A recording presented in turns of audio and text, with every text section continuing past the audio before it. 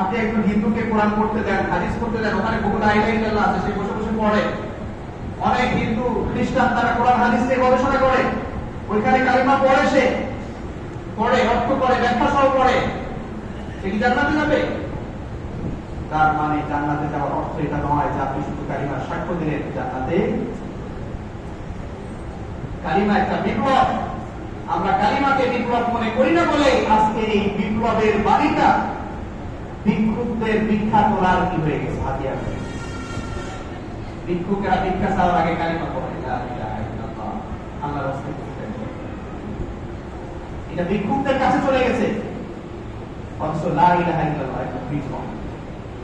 এই সাক্ষ্য দেয়া মানে আপনি দুনিয়ার সমস্ত তাগুতকে বর্জন করে আল্লাহ রাব্বুল আলামিনের কাছে সারেন্ডার করে দিয়েছেন। কাদিয়ানীরা তারা কি? কাদিয়ানীরা কি বলে? কাফের। কাদিয়ানীদের মসজিদ আছে জানেন? পুরান ঢাকায় গেছেন? পুরান ঢাকায় গেছেন? কাদিয়ানী মসজিদ, আহমদিয়া মসজিদ জামাত দেখা দেখা বড় সাইন। এরা কাদিয়ানী। এরা কি? বহু নামে বেনামে আছে। এদের মসজিদ আছে, এদের মসজিদে প্রতিদিন আযান হয় আল্লাহু আকবার, আল্লাহু আকবার। এদের মসজিদে আযান হয় আশহাদু আল্লা ইলাহা ইল্লাল্লাহ ওয়া আশহাদু আন্না মুহাম্মাদার রাসূলুল্লাহ। প্রতিদিন মুয়াজ্জিন শাহাদাত দেয়। আমরা যেভাবে নামাজ পড়ি তারাও সেভাবে নামাজ পড়ে, সেখানে ইমাম আছে, মুসল্লি আছে, কিন্তু এরা কি জান্নাতি? এরা জান্নাতি না। কারণ কি? তারা গোটা কোরআনকে বিশ্বাস করে, কিন্তু কোরআনের 2-3টা শব্দ তারা বিশ্বাস করে না। সেই 2-3টা শব্দ কি?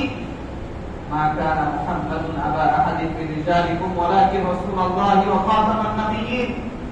এই আয়াতটা, তারা পুরো আয়াতের মধ্য থেকে মাত্র 2টা শব্দ তারা বিশ্বাস করে না। শেষের 2টা শব্দ খাতামান নাবিয়্যিন, মুহাম্মদ সাল্লাল্লাহু আলাইহি ওয়াসাল্লাম শেষ নবী, এইটাকে তারা কি করে না। গোটা কাদিয়ানীর সমস্ত জামাত কাফের হয়ে গিয়েছে এই 2টা শব্দ বিশ্বাস না করার কারণে। তাদের এই সমস্ত নামাজ ব্যর্থ, তাদের সমস্ত ইবাদত ব্যর্থ, তাদের এই সকল সাক্ষ্য এগুলো কোনো কাজে লাগবে না। তারা সারা জীবন যদি আশহাদু আল্লা ইলাহা ইল্লাল্লাহ সাক্ষ্য দেয়, যদি কোরআনের ওই আয়াতে একটা আয়াতের 2টা শব্দকে যদি বিশ্বাস না করে, সে মুসলমান বলে পরিচয় দেয়, কি থাকবে না, তার সুযোগ থাকবে না। কোরআনের একটা শব্দ যদি কেউ অবিশ্বাস করে, সাথে তার ইমান কি হয়ে যাবে, নষ্ট হয়ে যাবে। যালিকাল কিতাবুল লা রাইবা ফীহি, এই কিতাবের কোন কথাকে সন্দেহ করার, সংশয়, অবিশ্বাস নয়, সন্দেহ করার কি নেই, কোনো সুযোগ নেই। আল্লাহ তাআলা কোরআনের সবচেয়ে বড় সূরা সূরাতুল বাকারা শুরুতে আলিফ লাম মিম বলে কোরআনের এমন একটা চ্যালেঞ্জ আল্লাহ তাআলা দিয়ে দিলেন, যালিকাল কিতাবুল লা রাইবা ফীহি, এটা এমন কিতাব যার ভিতরে সন্দেহ করার বিন্দুমাত্র কোনো কি নেই। অথচ তারা এই কোরআনের আয়াতকে অস্বীকার করছে, অস্বীকার করছে। আর আমরা গরম শুনি, আমরা কি গরম শুনি, আমরা কি করি দেখেন, আমরা কি করি, কত মজার ব্যাপার, মজার না দুঃখের ব্যাপার, একটু বুঝতে পারবো। আল্লাহ বলছেন আস-সারিকু ওয়াস-সারিকাতু ফাক্তাউ আইদিয়াহুমা, ওটা একটা আয়াত বললেন আল্লাহ তাআলা। চোর চুরনি, স্বভাবজাত চোর চুরনি, পেশাদার চোর চুরনি, এরা যদি ধরা পড়ে, এটা তুমি হাত কেটে দেবে। কিন্তু আমাদের ব্রিটিশরা কি করলো, আল্লাহর এই আইনের বিরুদ্ধে একটা আইন করে দিয়ে গেছে, চোর চুরি করলে ধরে জেলে করে রাখবে। কি করে রাখবে? এখন আল্লাহর আইনটা বাদ দিয়ে আমরা ওই আইনের প্রবল বিশ্বাস এবং ওইটা টিকিয়ে রাখার জন্য আমরা গরম মুসলিমরা কি করি, আন্দোলন করছি, সংগ্রাম করছি।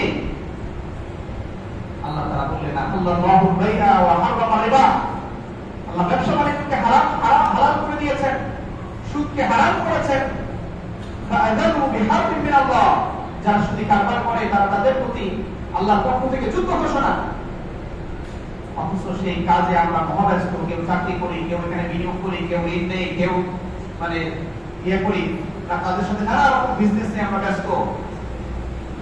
অথচ আমরা গরম শুনি, গরম মুসলমান, আইডি কার্ডে মুসলমান, মুসলমানের গরমে আমরা শুধু একটু নাম লিখি মুসলমান, এই আইডি কার্ডে মুসলমান দিয়ে কাজ হবে, কাজ হবে। কাদিয়ানীরা দুইটা শব্দ অস্বীকার করার কারণে তাদেরকে আমরা কাফের করি। আমাদের অবস্থা কোথায়? আমরা কি এটা আমি বলবো না, কিন্তু আমরা সচেতন হওয়া দরকার।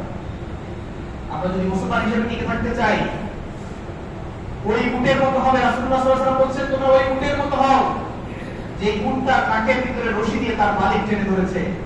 এখন উটের আর নিজস্ব কোনো স্বাধীনতা নাই, উটটা মালিক যেদিকে টানবে সেদিকেই কি।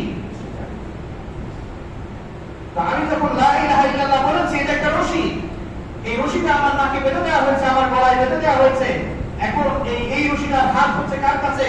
আল্লাহ রাব্বুল আলামিনের কাছে। এই রশিটার হাত মানে এই রশিটা ধরে আছেন কি? আমাদের রবি, আমাদের রব আল্লাহ রাব্বুল আলামিন। ওয়া তাসিমু বিহাবলিল্লাহি জামিআ, তিনি বলছেন তোমরা আল্লাহর রুজুকে কি করো? আঁকড়ে ধরো।